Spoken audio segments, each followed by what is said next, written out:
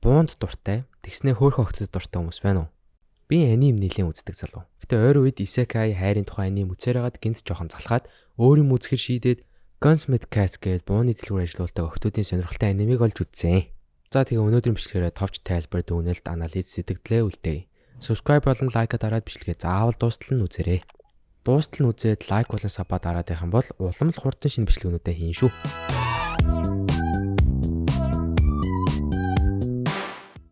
Irene Vincent Riley, May Hopkins бууны дархан бууны дэлгүүр ажиллаулдаг бүсгүйчүүд юм. Vincent-ийг Vi гэж дуудчих, May Hopkins-ийг May гэж дуудчих заяа.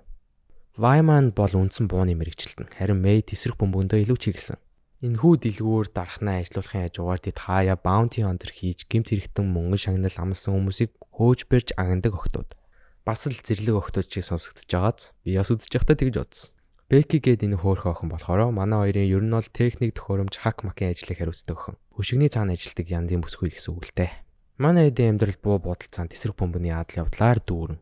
Бас нэмжлэхэд энэ анимийн бүх үйл явдал Америкт дүрнэдэг.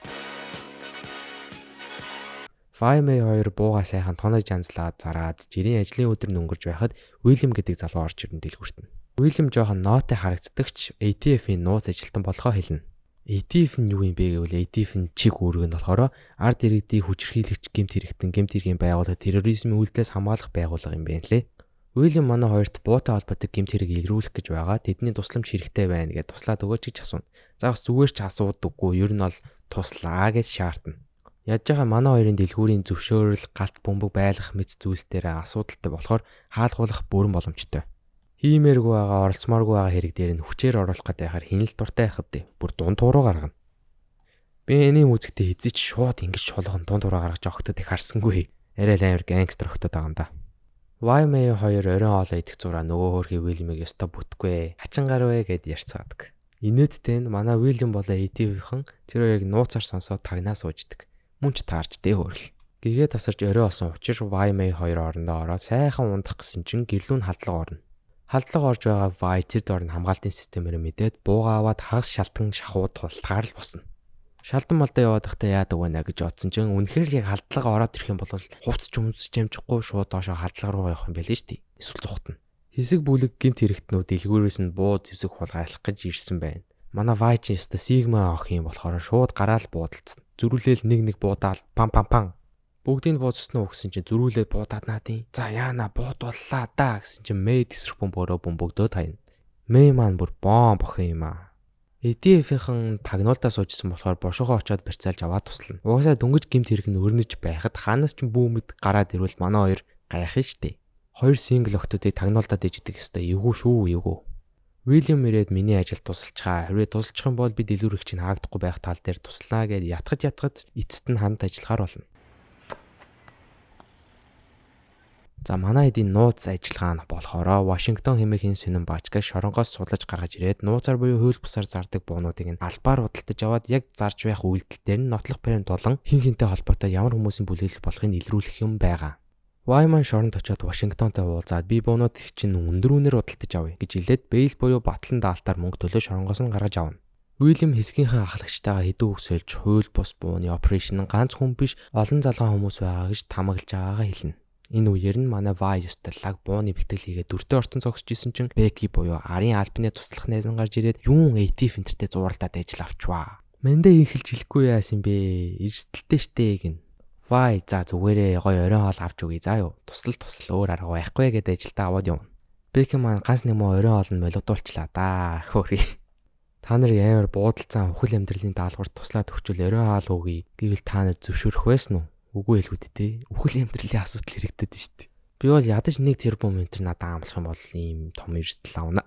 Vi, Becky, May 3 маань янзын машинтайгаа давхисаар гэмт хэрэгтнүүдийн нуувчин дээр очиод үндсэн зорилго нь болохоор буугаа шалахаар бас хэд хэдэн хилэлцүүлэг гэрээнд хүрэхээр.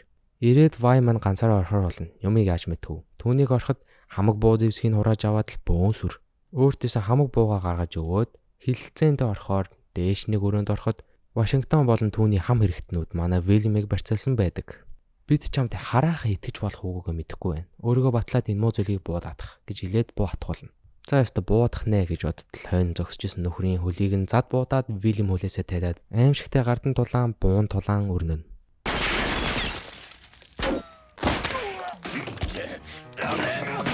Би бинтэйгээ буудалцаал, амьдарч гал, райли зүгтаарай, үгүй ээ, Уильям амьд үлдээрээ. 9 жилийн Европсын жинхэнэ амьдрал дээр хизээж бүтэх боломжгүй зүйлс болно. Яаж тэндээс ингэж сүртэй өсөж бууж муугаад хөл мүл нь хуурахгүй амьд байна. Аюу сонирхолтой. Бас нэмдэг нь байж боломгүй. William Y 2 амжилттайгаар хослон буудалцаар бүгдийг болгож авна. За чадлаа. Тийм ээ гэд хойш эргээ тартал. Өө мө хоёр нууц ажилтна. Үх гэд буудахын даваан дээр Мэй гарч ирээд бөмбөгдөөд өгнө. Яа, ёстой бомб өх юм да. ATF-ийн цагдаа албаны ажилтнууд бүгдээрээ амжилттайгаар нууцаар зарж байсан буу болон мөрөгтүүд барьж авна. Нэг сонирхолтой зүйл нь болохоор нэг ч хүн үхээгүй байдаг. Бүгд зүгээр л гэмтэл авсан. Уг нь амар буудалцаад байгаагүй лөө. Энд ч одоо ямар сонирхолтой юм болоод байна. Ямар ч байсан ажиллагаа амжилттай болно. Бас энэ Y маань хувцс өмсөх ирэхгүй бололтой. Дандаа л нүцгэн шалтан болцсон үлдэх юм. Уильям охтуудыг ёстой магтаад дахиад өөр ажиллагаан дээр туслахгүй биз гэхдээ манай хоёр үгүй аа гэд дуусна.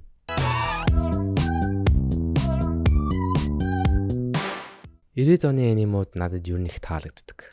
Одоо үед гарч байгаа зарим нэг аимшигтэй зурагтай анимуудын хажууд зураглалыг харчаач. Амар мундаг байгаа сте.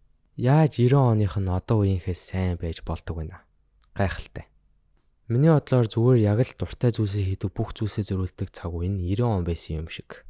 Нэг тийм пашн байгаа байхгүй юу? Яг нэг ингээ ийм гоё хийчих юмсан, ингэчих юмсан, тэгчих юмсан гэсэн нэг тэр пашн нь одоо үеийнхээс илүү юм шиг. Мэдээж өнөө цагт сонирхолтой сайн бүтээлүүд зөндөл байгаа л та. Даанч аним зах зээл чинь өөрөө амар өрсөлдөөнтэй. Улирал бүр 9 шидийн шинэ анимууд гардаг болсон шүү дээ. Энээс нь үүдээд одоо би энээс төрүүлж гаргаад ингэж илүү их хандлт авна гэсэн утгаараа жоохон зураглал чанарт нь нэлээд нөлөөж байгаа юм шиг санагдаад байна. Хаяа бүр санаа зохиолын сэдвэн дууссан юм уу гэмээр аимшигтэй сони исекаюуд эсвэл нэг дунд сургуулийн ахлах сургуулийн хайр дурлалын аним олон болсон байна. Мэдээж гоё л доо. Дааж бас хаяа хэрэг сэтэрч байна. Би бүр нэг хайр дурлалын аним эхлүүлсэн биш. Эрэгтэй эмэгтэй мэддэггүй бүр ялгаж чадахгүй суухасаар дуусгасан шүү дээ. Та нарт бас хэрвээ тгий санагдаад хэцүү байвал хаяа эргэн дурсаад хуучны аним үзчихэж байгаарэ. Надад бол хамаг стресс удахгүй бүхнээс цутахад нэлээд тусалж байна. Бас яг миний зөвлөх хуучны анимууд бол Slam Dunk, Berserk, Great Teacher Onizuka, Cowboy Bebop, Neon Genesis Evangelion. Заавал үзээрэй гэж зөвлөе да. Үнэхээр гоё шүү. Айгуу гоё. Ялангуяа Neon Genesis Evangelion бол бүр амар төгс аним заяа бүр гайхалтай хэлэх үг олдохгүй. Заавал үзээрэй. Би бүр удахгүй Neon Genesis Evangelion дээр баг бичлэг хийх баха. Хийнэ. Ер нь бол хийнэ. Угаасаа бүр амар trust me. Бүр хизээч үзсэнтэй би харамсдаггүй. За яг үндсэн өнөөдрийн аним дээр хэдүү хэлэхэд жоохон панаалтай хэтрүүлэгтэй санагдсан. Одоо жишээлбэл энд унаж байхдаа 10-аас 10 оноо гэдэг нь бол үнэхээр утгагүй санагдчих. Бас манай Мэй маань тэсэр бөмбөөр бага хүмүүс боомцсон штэ. Зөндөө хүмүүс бөмбөгдүүлсэн мөртлөө хинэн ч үхээгүй годдоо. Вау л гэж хэлээ да. Вау. Иймэрхүү жижиг сажиг хэтрүүлэхийн нийс тооцвол анимын өгж байгаа vibe сэтгэгдэл нь үнэхээр гоё ялаа. Маш тааламжтай. Хөөхөн охтууд буутай гэдэг санааг анх ингэж эхлүүлж байсан юм шиг байна. Яг өнөөдрийн байдлаар буутай хөөхөн охтуудын талаар зөндөө анимууд байгаа хөө. Бичлэг болгоод сэтгэлдээ үлдээчихээр хөөхөн аним болоод үзчихвэл тэрийг хийнэ. Бас санал болгох анимууд байвал комент хэсэгт бичээрэй. Бас нэмжлэхэд энэ аним нь OVA болохоор бүтэн цувралол биш. OVA гэдэг нь Original Video Animation гэсэн үг. Аним дээр бол special episode нь телевиз болон театруудаар гаргахаар зориулагдаагүй home video форматанд зориулсан болохыг илтгэдэг юм байна шүү. Хөөхөн охтууд буутай гардан тулаанд дуртай бас Америка тайртай хүмүүс үзэхэд уншихад тохиромжтой аним манга байна. Энэ үртэл үзээд бичлэг таалагдсан бол лайк болон subscribe заавал дараарай.